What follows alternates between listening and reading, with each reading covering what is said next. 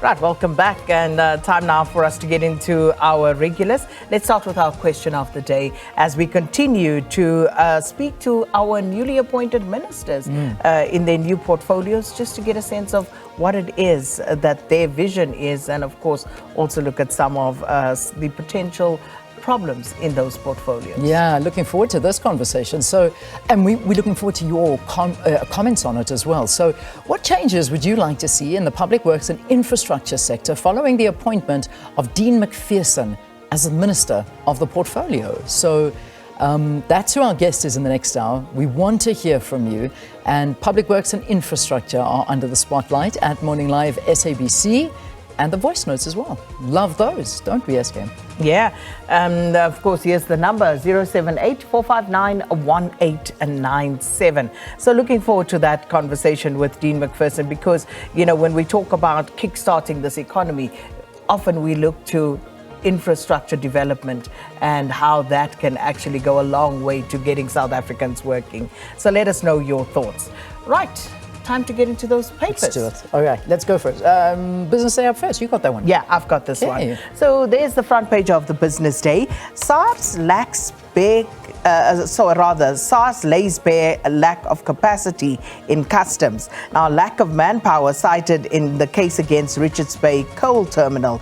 The South African Revenue Service will in August tell the Constitutional Court that it actually lacks the resources and capacity to inspect all goods containers entering the country, with the tax agency able to inspect, get this, only 2% of the imports, and they are actually forced to rely on the goodwill of taxpayers. So an interesting case, that one. That picture is, of course, of Russia's President Vladimir Putin awarding India's Prime Minister Narendra Modi with the Order of St. Andrew the Apostle I that was called at the Kremlin in Moscow yesterday.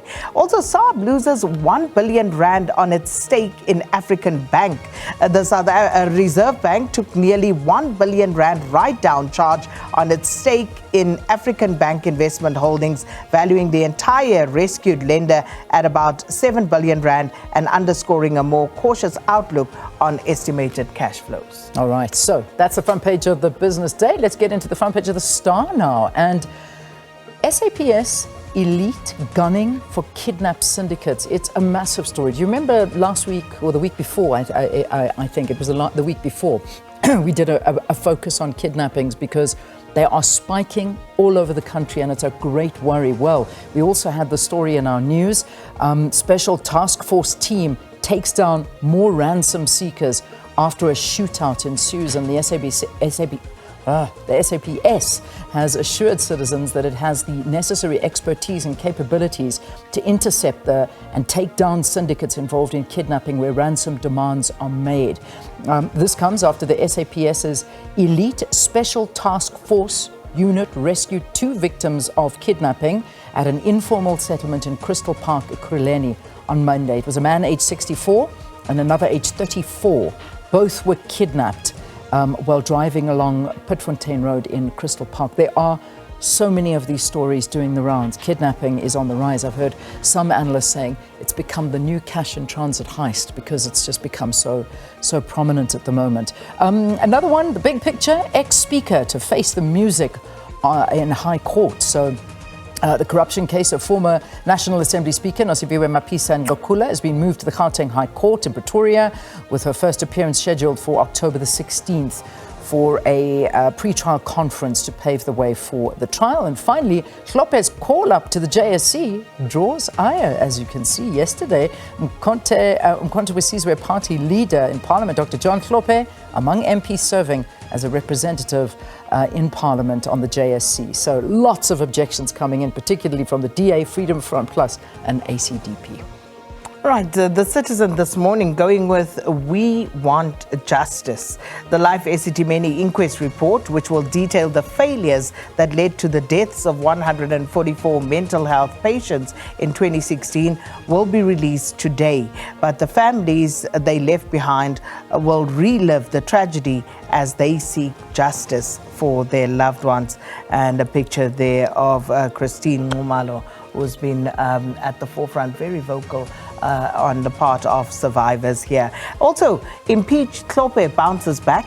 MPs elect ex-judge to the JSC, the same JSC which found him guilty of gross misconduct. And Rassi targets special win. Some of the stories they're dealing with today. All right, so finally, the Setten this morning is talking about Mujaji battle. The show goes on. So this is a big, heated course.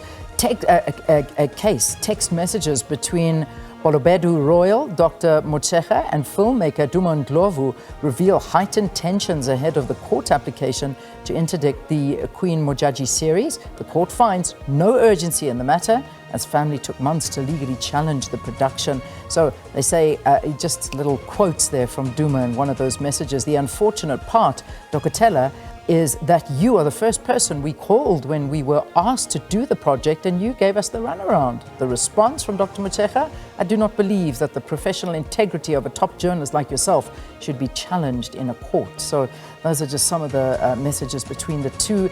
And then a marvelous student goes from honors to PhD. Stockpiling on groceries can be good for you, and Murumo says they're in PSL to stay. That's the Setten.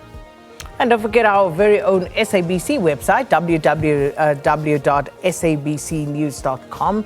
And this, of course, where you can find all the stories that we are bringing you here on SABC News, but also from our other platforms. You know, we have so many. We've got the digital, we've got radio, 18 radio stations, and also lots coming through in terms of podcasts, discussions, and news stories. So feel free to go and peruse that page and have a look at what we have to offer. All right, fantastic. That's it. It is getting closer to 7, but just one more reminder of our question of the day. Again, this is going to be our guest in a couple of, about a half an hour's time. We should be joined by Dean McPherson. He is the Minister of Infrastructure and Public Works and Infrastructure. And we're asking for your views on this and perhaps some questions you'd like to ask, or just in general, the thoughts on this particular portfolio at Morning Live SABC. Looking forward to hearing from you. And of course, always those voice notes are a gift for us in the morning. We love hearing your voice. Yeah, just a reminder, 0784